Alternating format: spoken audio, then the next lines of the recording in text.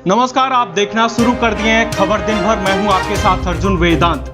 तो चलिए दिन की शुरुआत करते हैं देश की अब तक की तमाम बड़ी खबरों के साथ। खबरें कुशीनगर से।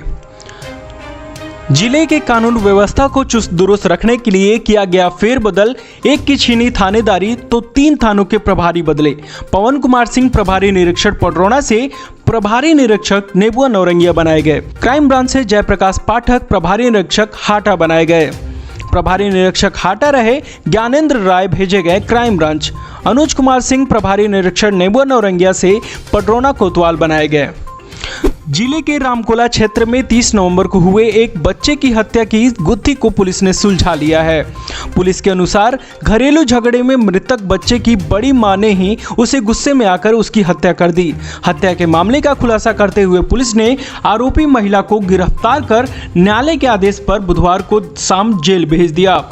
रामकोला थाना क्षेत्र के भटई बुजुर्ग गांव के टोला बिशनपुरा में शारदा चौहान के 7 वर्षीय बेटे राजन का शव गांव के पास एक खेत में मिला था। ग्रामीणों की सूचना के बाद पुलिस शव को थाने लेकर गई थी, लेकिन साथ पहुंचे ग्रामीणों ने गांव के कुछ लोगों पर हत्या करने का आरोप लगाते हुए काफी हंगामा काटा था, जिसके बाद पुलिस ने 3 लोगों को नामजद करते हुए छानबीन शुरू कर दी थी।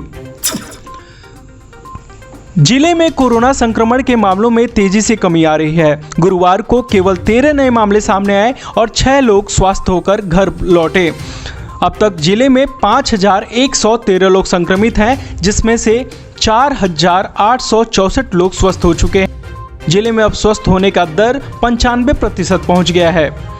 जिले में कोरोना संक्रमण की जांच में तेजी आने व लोगों की तरफ से बरती गई सावधानियों का अच्छा नतीजा दिखने लगा है। पिछले 1 सप्ताह में संक्रमण की दर में कमी रही है। बृहस्पतिवार को भी केवल 13 संक्रमित आए। सीएमओ डॉक्टर NP गुप्ता के अनुसार 1,912 लोगों की रिपोर्ट आई, जिसमें 1,899 लोग निगेटिव व 13 लोग पॉजिटिव पाए गए। नए पॉजिटिव मरीजों में नेबुआ नौरंगिया के 5, बिशनपुरा में 1, फाजिलनगर में 1, सुगरौली क्षेत्र में 2 मरीज हैं। ग्लोबल हैंड वॉशिंग डे पर बृहस्पतिवार को डीएम ने हाथ धो कोरोना रोको अभियान की शुरुआत की। अपने कार्यालय में हाथ धोकर अभियान का आगाज किया। डीएम ने लोगों को स्वच्छता का संदेश दिया। अन्य अफसरों ने भी इस मुहिम को आगे बढ़ाया। डीपीआरओ ने जटहा बाजार क्षेत्र में साबुन बांटकर ग्रामीणों को जागरूक किया। डीएम भूपेंद्र एस चौधरी ने कहा कि रोजमर्रा के कामों में हमारे हाथों में न जाने कितनी गंदगी छुपी होती है। यह गंदगी बगैर हाथ धोए कुछ भी खाने पीने से हमारे शरीर में पहुंच जाती है और कई तरह की बीमारियों को जन्म देती है। हाथ धोने के प्रति लोगों को जागरूकता बढ़ाने के लिए वैश्विक स्तर पर हर साल 15 अक्टूबर को हैंड वॉशिंग डे मनाया जाता है। अंतर्राष्ट्रीय एयरपोर्ट कुशीनगर से जल्द उड़ान को लेकर स्थिति धीरे धीरे साफ होती जा रही है। एयरपोर्ट का कार्यदायी संस्थाएं लगभग पूरी हो चुकी हैं। बस इंतजार है DGCA की टीम का, जिसके निरीक्षण के पश्चात उड़ान के लिए लाइसेंस मिल जाएगा। लाइसेंस मिलने के बाद श्रीलंका से आने वाली फ्लाइट की तारीखें तय हो सकेंगी। कुशीनगर एयरपोर्ट का अंतर्राष्ट्रीय एयरपोर्ट का दर्जा मिलने के बाद यहां से उड़ानों को लेकर terminal building, mobile ATC tower, fire building, विद्युत sub station, runway, pump house, boundary wall, police booth के अलावा सभी आवश्यक कार्य पूरे करे जा चुके हैं। जिले में अनुमोदित माध्यमिक विद्यालय में 2.5 दशक से भी अधिक समय से शिक्षण कार्य कर रहे 2 शिक्षकों की BEd की डिग्री फर्जी पाई गई है। प्रदेश भर में शिक्षकों के अंक पत्र के सत्यापन का यह मामला खुला है। TIUS ने LT ग्रेड में तैनात इन दोनों शिक्षकों की सेवा समाप्त करते हुए FIR दर्ज करने के लिए प्रबंध समिति को पत्र भेज दिया है। मंगलवार को विधानसभा के पास आग लगाने वाली महिला की बुधवार शाम मौत हो गई। वह लखनऊ के सिविल हॉस्पिटल के बर्न वार्ड में भर्ती थी। शाम 7:30 बजे के करीब सिविल अस्पताल के डॉक्टरों ने उसे मृत घोषित कर दिया। घटना के तुरंत बाद ही महिला को अस्पताल में भर्ती कराया गया था, जहां CMS डॉक्टर SK नंदा ने महिला के 90% जलने की बात कहते हुए उसकी हालत को बेहद नाजुक बताई थी। आत्मदाह के मामले में पूर्व राज्यपाल सुखदेव प्रसाद के बेटे आलोक को हिरासत में लेकर महाराजगंज व लखनऊ पुलिस पूछताछ कर रही है। सुखदेव प्रसाद का बेटा मूल रूप से महाराजगंज का रहने वाला है। गोरखपुर के शाहपुर इलाके में राम जानकी में रिटायर्ड रेलकर्मी की पत्नी व 12 साल के नाती की गला रेतकर हत्या कर दी गई।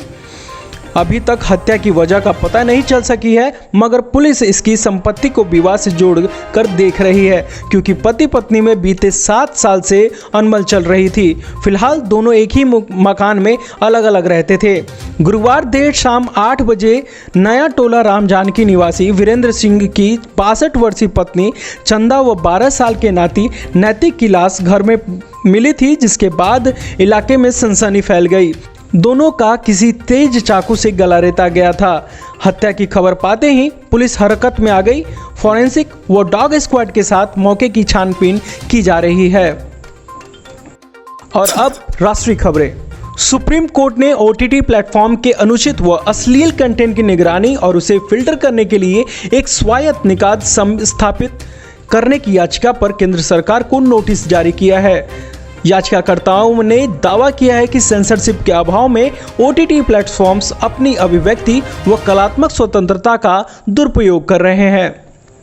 प्रधानमंत्री कार्यालय ने खुलासा किया है कि नवीनतम संपत्ति के घोषणा के अनुसार 30 जून 2020 तक प्रधानमंत्री नरेंद्र मोदी की नेटवर्थ 2.85 करोड़ रुपए हो गई, जो 31 मार्च 2019 की 2.49 करोड़ से करीब 36 लाख अधिक है।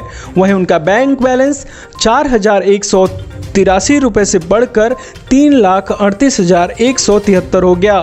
पीएम के पास सोने की 4 अंगूठियां और 31,450 नकदी हैं।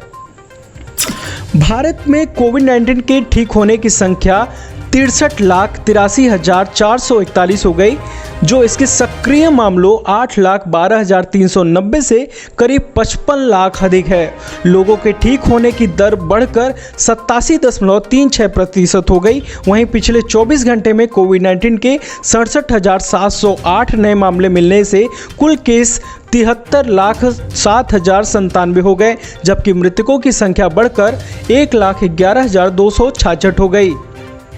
हाथरस मामले में इलाहाबाद हाई कोर्ट ने कहा है कि पीड़िता कम से कम अपने धार्मिक रीति रिवाजों के अनुसार दाह संस्कार की हकदार थी, जो अनिवार्य रूप से उसके परिवार द्वारा किया जाना चाहिए था। दरअसल परिवार के विरोध के बावजूद रात में करीब 2:30 बजे अधिकारियों ने पीड़िता के अंतिम संस्कार को कर दिया था। कोर्ट ने पीड़िता के चरित्र का हनन के खिलाफ भी चेतावनी दिया है। IT शेयरों में 3% से अधिक गिरावट के कारण गुरुवार को सेंसेक्स 1066 अंक से गिरकर 39,728 पर बंद हुआ। कारोबार की शुरुआत में रिकॉर्ड उच्च स्तर पर कारोबार कर रहे इन्फोसिस के शेयर 2.8% नीचे गिर गए थे। इसके साथ सेंसेक्स में लगातार 10 दिन की तेजी का 13 साल का सबसे लंबा दौर रुक गया। तो ये थी आज की अहम खबरें। और भी खबरों के लिए हमारे साथ बने रहें। फेसबुक पर वीडियो अगर ये देख रहे हैं तो आप कुशीनगर समाचार को फॉलो करना ना भूलें। अगर यूट्यूब पर देख रहे हैं तो संवाददाता लाइव को सब्सक्राइब करना ना भूलें। जय हिंद।